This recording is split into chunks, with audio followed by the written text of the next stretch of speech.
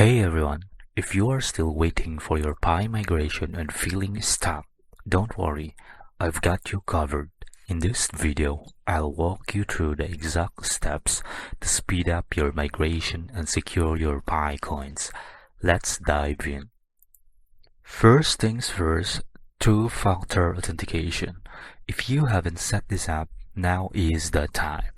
2FA adds an extra layer of security to your Pi coin, preventing unauthorized access and ensuring a smooth migration.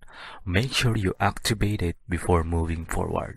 Now let's verify our email. So from the homepage of Pi app, we'll go to the Mainnet checklist, and then here, head over to step 9, click on this one, and submit your trusted email address. So this is crucial because it helps with account recovery in case of issues, 2FA confirmation for secure transactions, and safe migration of your Pi coins.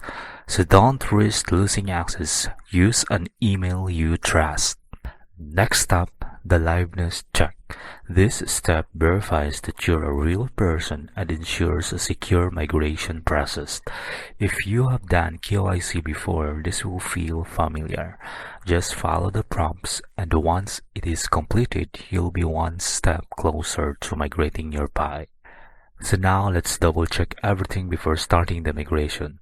So you have your 2FA verified, the liveness check completed, and you need to have a correct wallet address for migration.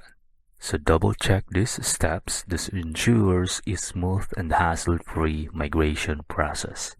And that's it. By following these steps, you can speed up your Pi migration and ensure your account stays secure. If you have any questions or migration tips, drop them in the comments. Don't forget to like, subscribe, and hit the notification bell for more Pi updates.